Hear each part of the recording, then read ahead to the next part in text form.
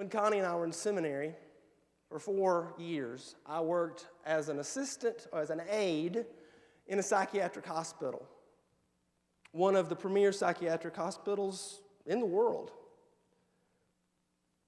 Now, when I had been a student here, I had heard the case studies of My Lai and Kenny Genovese and Miller's authority study and Ash's conformity study, and I had promised, no, I won't be like that. I will not follow orders and do something to somebody just because somebody in authority told me to.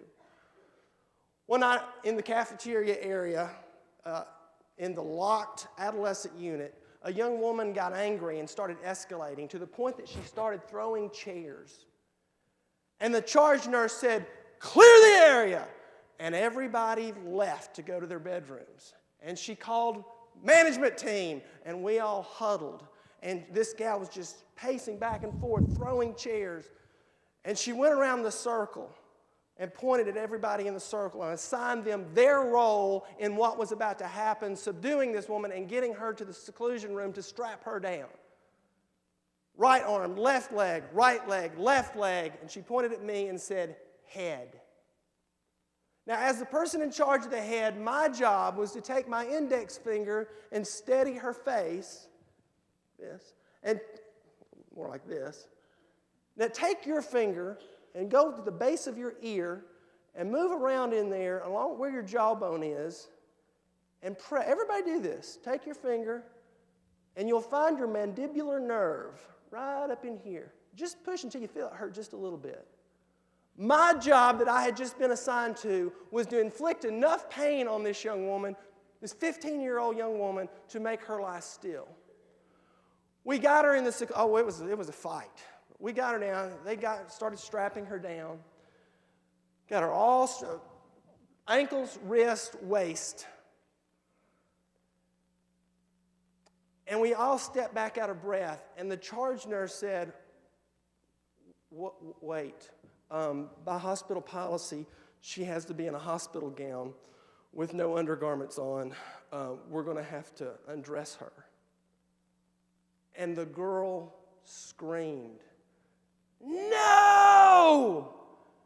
And I started to object, but before I could do anything, they started unstrapping her, and she started flailing. And the nurse looked at me, and I was standing at the head of the bed and said, "Get her still!" And so I pressed, and she grimaced, and then she spit at me. And so they threw a washcloth over her face, and she shook, and so they stuck the washcloth in her mouth. And they started getting, the looser the straps got, the more she started flailing, and the nurse said, "Get her still!" And so I pressed harder. And she was looking up at me, and she started cursing me, which I will edit for this purposes here. But I saw her eyes burning into me, and I heard her voice.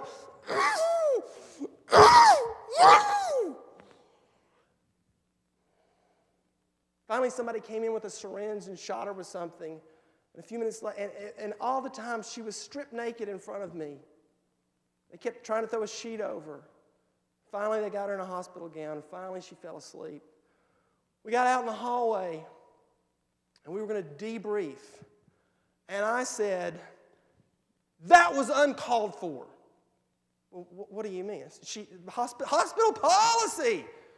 She has to be in a gown. Why? Because she can hang herself with her bra. She can hang herself with a gown. She's got a security camera in the corner. Somebody has to be assigned to sit there with her. She's in 5-point restraints. Sedated. We could have waited until she was asleep. You can fire me, but I will never do that again.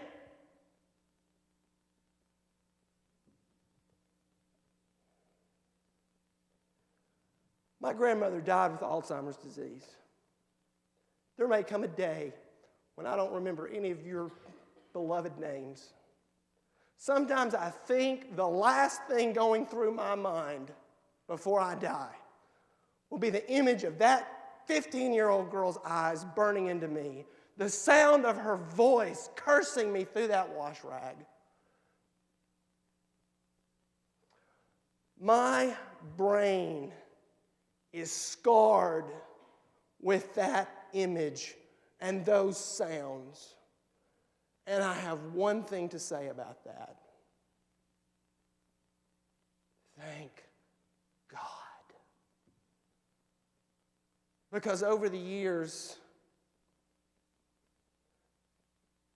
especially when I was at the University of Tennessee, that has helped me keep a vow that I made to God driving home that night.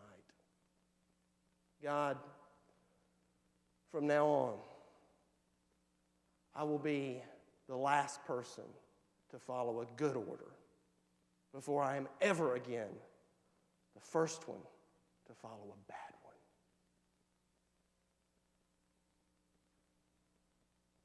It hurts. That scar hurts. And part of what hurts is that somewhere out there, there is a 39-year-old woman whose brain may be scarred with the image of my face and the pain that I inflicted. And I've never had the chance to look her in the eye and say, I'm so sorry. Forgive me. So if there are any of you out there who have ever been harmed because somebody was following orders, I'm so sorry.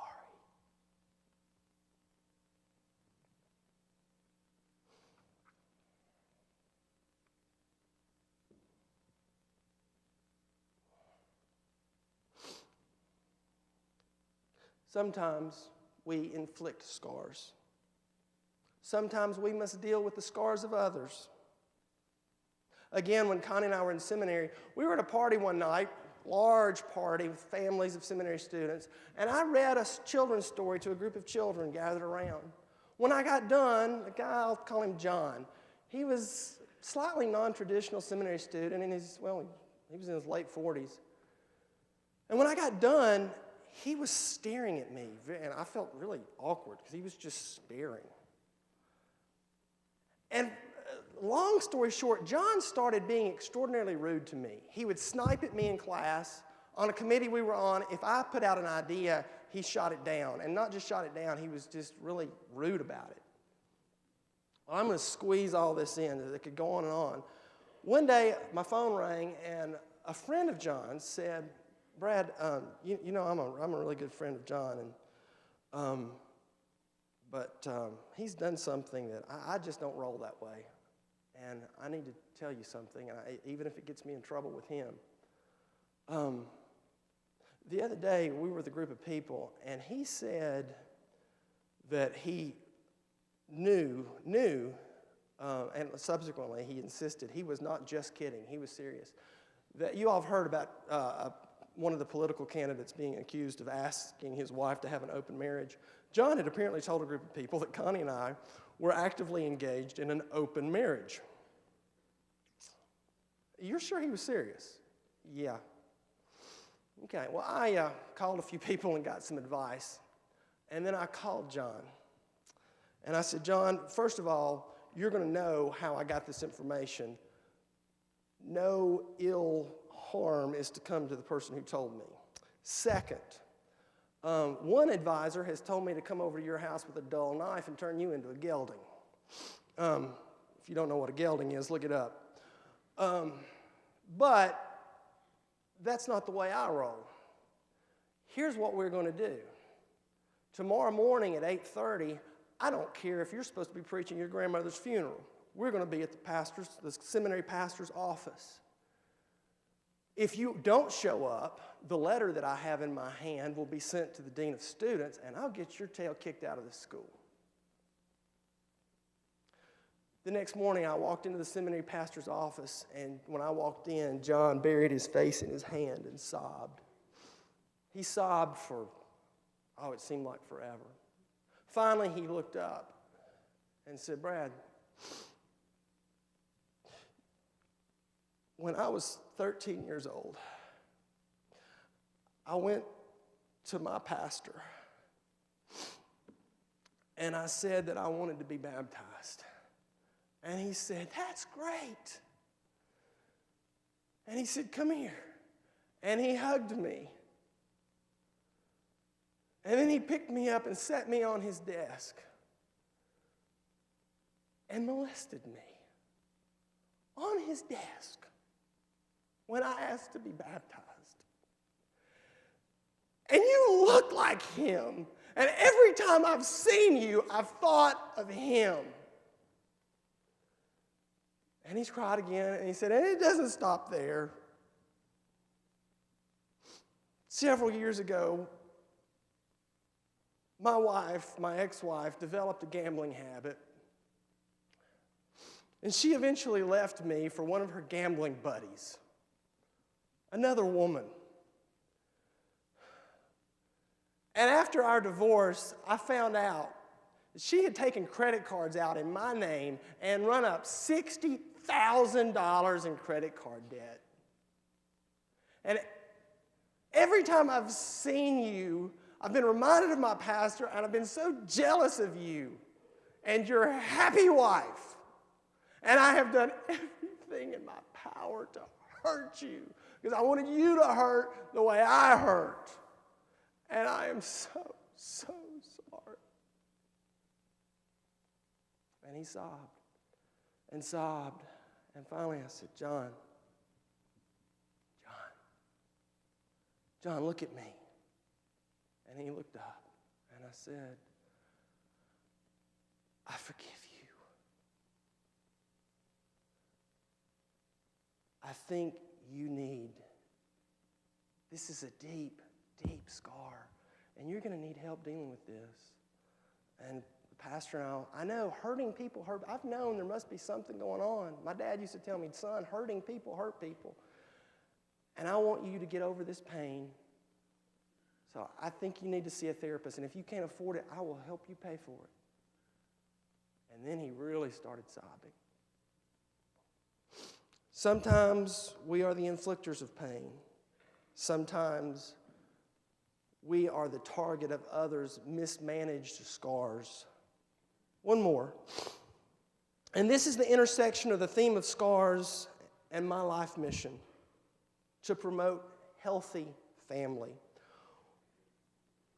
When I worked at a church for 8 years, and because my pastor had been ill twice, he had cancer, I had stopped taking classes for a period of 2 years because I had so many responsibilities at church. I'd gotten behind. You have 8 years to finish a PhD.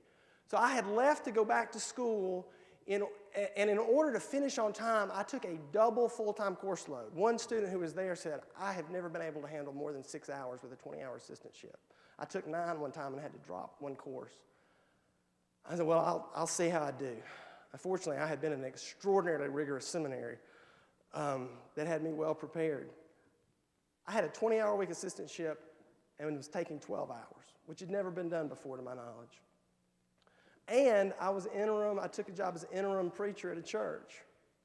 As I was going into this, I promised Connie, our kids are only going to be kids once. John Clark was a newborn. I said, I will spend 30 minutes a day, one-on-one with each child, and another 30 minutes with them together, and then whatever else we have to do as a family. An hour and a half each day with the kids. That ended up being an extraordinarily tough promise to keep, and I won't say I batted 1,000.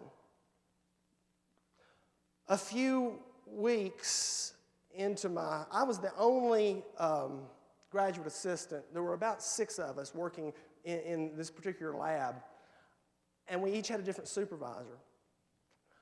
I had a supervisor who never shifted out of preschool teacher voice. On my first day, she called me over and said, Brad, do you need to use the potty? I'm good. I was. One day, she called me over, and she said, I was the only graduate assistant being asked to do the paperwork that I was being asked to do. And it was really not necessary at all, a large portion of it. And really some other people was what they were supposed to be doing. And I tried to address that constructively. One day she called me aside and said, Brad,